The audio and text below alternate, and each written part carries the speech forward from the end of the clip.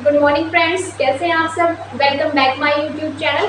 आज का मेरा टॉपिक है जो भारत में अनुसूची दी हुई है उनके ऊपर आज हम बात करेंगे। लेकिन उससे पहले मैं आपको थोड़ी सी जानकारी भारत के संविधान के बारे में देना चाहती हूँ। ठीक है, तो चलिए स्टार्ट करते हैं। सबसे पहले क्वेश्चन है हमारा कि भारत का संविधान किसने लिखा। भारत का संविधान डॉक्टर भीमराव अम्बेडकर जी ने लिखा। दूसरा क्वेश्चन है इसे लिखने में कितना समय लगा। तो भारत के संविधान को लिखने में 2 वर्ष 11 महीने 22 दिन लगे। थर्ड क्वेश्चन है हमारा कि इसमें कितने अनुच्छेद हैं। तो भारत के संविधान में 395 अनुच्छेद हैं। भाग कितने हैं इसमें 22 हैं। और कितनी अनुसूचियां हैं 12। और संविधान दिवस कब मनाया जाता है 26 नवंबर को। और कब लागू किया गया इसे 26 जनवरी 1950। ठीक है, अब चलिए बात करते हैं अनुसूचियों की। देखिए संविधान में जो 12 अनुसूचियां हैं आज हम इसके बारे में बात करेंगे। सबसे पहली अनुसूची है, इसमें क्या दे रखा है कि देश जो हमारा भारत देश है इसमें कितने राज्य हैं और कितने केंद्र शासित प्रदेश हैं, यानी कि कितनी यूनियन टेरिटरीज हैं। ठीक है, अब मान लो आप कोई भी बुक पढ़ते हैं, किसी भी सब्जेक्ट की बुक पढ़ रहे हो या किसी भी टॉपिक को आप बुक में पढ़ रहे हो, कोई टॉपिक ढूंढ रहे हो, तो आप क्या करेंगे। आप सबसे पहले बुक खोलेंगे तो बुक में फर्स्ट पेज पे आपके पास फर्स्ट लेसन होता है नहीं, आपके पास सबसे पहले क्या होता है कंटेंट होता है। उस कंटेंट में क्या होता है कि कौन सा टॉपिक या कौन सा लेसन कौन से पेज पे है। ठीक है, इसी तरह से जो हमारे भारत की पहली अनुसूची है इसमें भी क्या लिखा हुआ है कि देश में कितने राज्य हैं, कितने केंद्र शासित प्रदेश है। ठीक है, तो चलिए बात करते हैं देश में कितने राज्य हैं। इस टाइम देश में 29 राज्य हैं और 8 केंद्र शासित प्रदेश है। ठीक, उसके बाद है अनुसूची नंबर 2। अनुसूची 2 में वेतन और भत्ते के बारे में बताया गया है, यानी कि वेतन और भत्ते के बारे में लिखा हुआ है। अब देखो नॉर्मल सी बात है, अब अनुसूची 2 में हमारे और आप जैसे लोगों के तो वेतन और भत्तों के बारे में नहीं लिखा होगा, बड़े बड़े लोगों की सैलरीज के बारे में लिखा हुआ है। तो बड़े बड़े लोग कौन होते हैं, जैसे कि राष्ट्रपति हो गया, उपराष्ट्रपति हो गया, प्रधानमंत्री हो गया, राज्यपाल हो गया, और जी सुप्रीम कोर्ट के जज, हाई कोर्ट के जज, इन सब की कितनी सैलरी है इनके बारे में लिखा हुआ है अनुसूची 2 में। ठीक है, आज के टाइम में जो हमारे देश की सबसे ज़्यादा सैलरी है वो है राष्ट्रपति की, और वो है 5 लाख पर मंथ बिना किसी टैक्स के। अगली है अनुसूची नंबर 3। इसमें शपथ के बारे में बताया गया है। अब नॉर्मल सी बात है, आप और हम जैसे लोग तो शपथ लेने से रहे, तो शपथ भी कौन लेते हैं, नेता वगैरह लेते हैं। जैसे मान लो अनुसूची 3 में बताया गया है, यानी कि लिखा हुआ है कि राज्यपाल को कौन शपथ दिलवाता है, राष्ट्रपति को कौन दिलवाता है, प्रधानमंत्री को कौन दिलवाता है। ठीक है, आगे है राज्यसभा प्रतिनिधित्व। अब देखो इसमें बताया गया है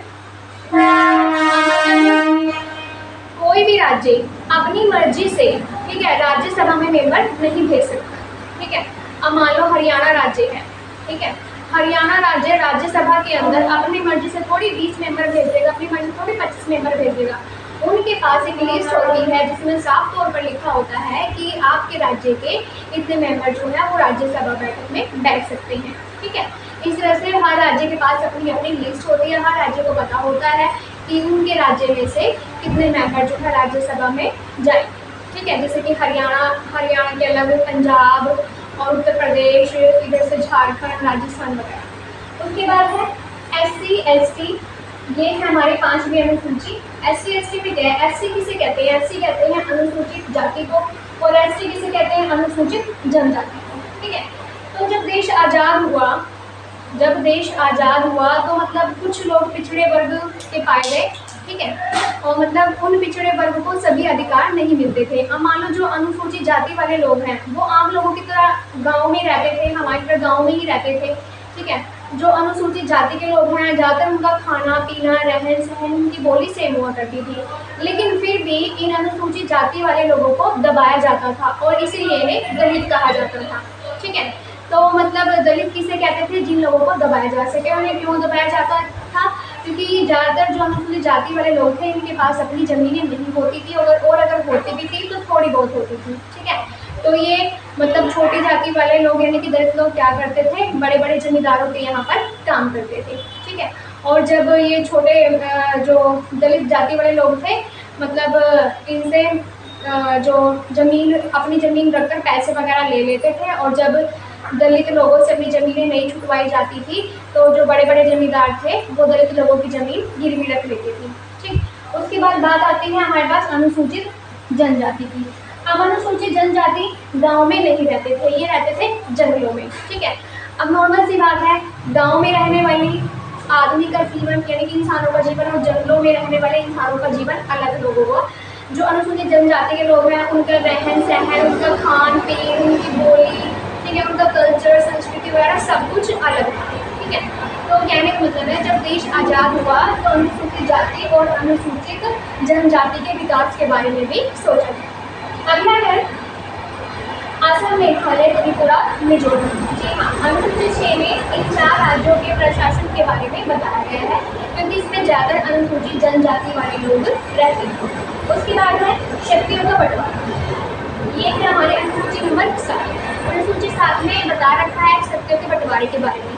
अब सेंट्रल गवर्नमेंट कहती थी कि मेरे पास ज़्यादा पावर्स है, स्टेट गवर्नमेंट कहती थी कि मेरे पास ज़्यादा पावर्स है। उनमें लड़ाई झगड़े ना हो सके इसलिए टाइम से ही मतलब इन दोनों में जो पावर्स थी वो डिस्ट्रीब्यूट कर दी गई। एक एग्जांपल देती हूँ मैं, सेंट्रल गवर्नमेंट का।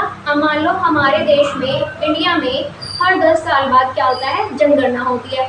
तो इन जनगणना को स्टेट गवर्नमेंट नहीं कराती, इस जनगणना को कौन कराती है, सेंट्रल गवर्नमेंट कराती है। इसी तरह से अगर मुद्रा से रिलेटेड कुछ भी करना है तो वो सेंट्रल गवर्नमेंट कराएगी। और नेशनल हाईवे का जो प्रोग्राम है, मतलब जो भी नेशनल हाईवे में चेंजेस वगैरह करने हैं वो भी सेंट्रल गवर्नमेंट करवाएगी। अब एग्जांपल देती हूँ मैं आपको स्टेट गवर्नमेंट का। अब मान लो आपका एक बच्चा है छोटा, आपने उसको स्कूल में पढ़ाने के लिए भेजना है, तो आप क्या करेंगे, आप सबसे पहले ये तय करेंगे कि आपने अपने बच्चों को CBSE बोर्ड में पढ़ाना है, हरियाणा बोर्ड में पढ़ाना है, या यूपी बोर्ड में पढ़ाना है, ठीक है, या बिहार बोर्ड में पढ़ाना है। तो यहाँ पर हमारी चॉइस किसकी आ सकती है, इसकी स्टेट गवर्नमेंट की। उसके बाद अगली अनुसूची हमारे पास मानक भाषाएं। अब मानक भाषाओं में क्या है, जब हमारा देश आज़ाद हुआ तो मतलब कि जो बड़े बड़े लोग हैं जिन्होंने हमारा देश आज़ाद करवाया था, इन्होंने मतलब बहुत सोचा कि देश आज़ाद तो हो गया लेकिन इसको चलाएगा कौन। तो क्या किया गया, सबसे पहले प्रधानमंत्री बनाया गया। ठीक है, प्रधानमंत्री बनाने के बाद इसमें सबसे पहले एक राज्य बना जिस राज्य का नाम था आंध्र प्रदेश। ये भारत का पहला राज्य बना था जिसका नाम क्या था, आंध्र प्रदेश, और ये कब बना, 1953 ईस्वी में। उसके बाद एक फजल अली नाम के व्यक्ति थे। ठीक है, इनकी देखरेख में, हालांकि इनका इन्होंने गठन का आयोजन भी किया था, और इन्होंने 1953 में 1955 में एक बैठक भी बुलाई थी जिसमें राज्यों के विकास के बारे में, यानी कि राज्यों को बनाने के बारे में जिक्र किया था। और ये रिपोर्ट आई थी 1956 में। 1956 में 14 राज्यों का गठन किया गया था, यानी कि 1956 में 14 नए राज्य बनाए गए थे, और वो किस बेस पर बनाए गए थे, भाषाओं के आधार पर बनाए गए थे। ठीक है, तो सबसे पहले मतलब इस विधान में 14 भाषाएं थी। उसके बाद इसमें एक भाषा और ऐड कर दी, जिस नई भाषा का नाम था सिंधी भाषा। इसके बाद इसमें 3 भाषा और ऐड कर दी, 14 और 1 15 होगी, 15 में 3 भाषाएं नई और ऐड कर दी गई, जिसमें थी नेपाली, कोंकणी, मणिपुरी। ठीक है, 15 दिन कितने हो गए, 18 भाषाएं होगी। फिर थोड़े टाइम बाद इसमें 4 भाषाएं और ऐड कर दी, जिसमें थी संथाली, मैथिली, बोडो और डोगरी। तो कहने का मतलब है अब आज के टाइम में जो मानक भाषाएं हैं वो 22 भाषाएं हैं। अब इन 22 भाषाओं में ना तो हमारी इंग्लिश आती है, इंग्लिश हमारी मानक भाषा नहीं है, जिनके पीछे आज लोग भाग रहे हैं, इंग्लिश सीखनी है, इंग्लिश सीखो, इंग्लिश सिखाओ। और ना ही हमारी जो हरियाणवी है ये भी हमारी मानक भाषा नहीं है। हिंदी हमारी मातृभाषा है, तो हम सबको हिंदी पर ज़्यादा जोर देना चाहिए इंग्लिश की बजाय। अगला है हमारा, अगली अनुसूची है भूमि संबंधी सुधार। अब देखो ये हमारी 9वीं अनुसूची है। मूल अनुसूचियाँ हमारी 8 थी, उसके बाद 4 नई अनुसूचियाँ मिलाई गई। ठीक है, सबसे पहले नई 9वीं अनुसूची थी भूमि संबंधी सुधार। जब देश आज़ाद हुआ तो उस समय बहुत सी कुप्रथाओं के बारे में, बहुत सी कुप्रथाएँ थी, सती प्रथा, पर्दा प्रथा, इस तरह से भूमि संबंधी भी बहुत सी प्रॉब्लम हुआ करती थी। जैसे जो बड़े बड़े लोग थे, जमींदार थे, वो छोटे लोगों की ज़मीन ले लेते थे, और जब वो छोटे लोग कर्जा नहीं दे पाते थे तो वो छोटे छोटे जमींदार, मतलब छोटे छोटे जो लोग होते थे, उनकी ज़मीन को अपने नाम करवा लेते थे, तो मतलब ज़रूरत पड़ी ज़मीन में सुधार लाने की, इसलिए एक नई अनुसूची बनाई गई, भूमि संबंधी सुधार। उसके बाद है दल बदल। अब देखो जब देश आज़ाद हुआ, मतलब इसमें देश आज़ाद हुआ तो क्या हुआ, सरकार बनने लगी, हर 5 साल बाद चुनाव होने लगे। तो क्या होता था, मान लो आप आज जिस पार्टी में हैं वो पार्टी जीत गई, कुछ समय बाद आप क्या करेंगे कि मैं तो उस पार्टी में जाऊंगा, ठीक है। तो ऐसा बंद कर दिया गया था कि मतलब अगर आपने दल बदलना है, इसकी कुछ टर्म और कंडीशन थी जिनके बिहाफ पर आप दल बदल सकते हैं, वरना आप दल बदल नहीं कर सकते थे, पार्टी में चेंज नहीं कर सकते थे। अगर आप दल बदलेंगे तो जो आपको मान्यता थी, आपका जो पद था वो क्या कर दिया जाएगा, बेकार कर दिया जाएगा, उसे मतलब रद्द घोषित कर दिया जाएगा। अगला है पंचायती राज। अब पंचायती राज में क्या है, मान लो देश के हर नागरिक के पास अपनी पावर होती है, गांव में रहने वाले लोगों के पास भी अपनी छोटी छोटी शक्तियाँ होती है। मान लो कि जो पंचायती राज का सदस्य है या फिर पंचायत का जो सदस्य है जो 18 साल से ऊपर का, वो पंचायत का सदस्य बन सकता है, ठीक है। वो गांव में कुछ भी कर सकता है, गांव के लोगों की भलाई के लिए कुछ भी मतलब काम कर सकता है। उसके बाद है पंचायती राज के पास 29 विषय हो सकते, 29 विषय हैं जिन पर पंचायती राज काम करती है, ठीक है। उसके बाद है जैसे गांव में पंचायती राज होती है वैसे ही शहरों में होता है नगर निगम। नगर निगम वहाँ बनाए जाते हैं जहाँ जनसंख्या ज़्यादा हो, ठीक है। और नगर निगम वालों को बहुत से ग्रांट्स मिलते हैं, बहुत पैसा मिलता है, क्यों, क्योंकि यहाँ पर जो शहरों में है जनसंख्या बहुत ज़्यादा होती है। नगर निगम का काम क्या होता है, सड़कें बनवाना, पानी वगैरह की सुविधाएं करवाना और पार्क बनवाना, पार्क में जो फैसिलिटीज़ हैं, झूले वगैरह, इन सबको लगवाना, ठीक है। तो ऐसे ही 18 टॉपिक होते हैं नगर निगम के पास जिन पर नगर निगम काम करती है, और 29 टॉपिक होते हैं, 29 विषय होते हैं पंचायती राज के पास जिन पर पंचायती राज काम करती है। तो ये आज का मेरा टॉपिक था अनुसूची के बारे में, ठीक है। वीडियो अगर आपको अच्छी लगी हो तो वीडियो को लाइक कीजिए, शेयर कीजिए, सब्सक्राइब कीजिए। Thank you.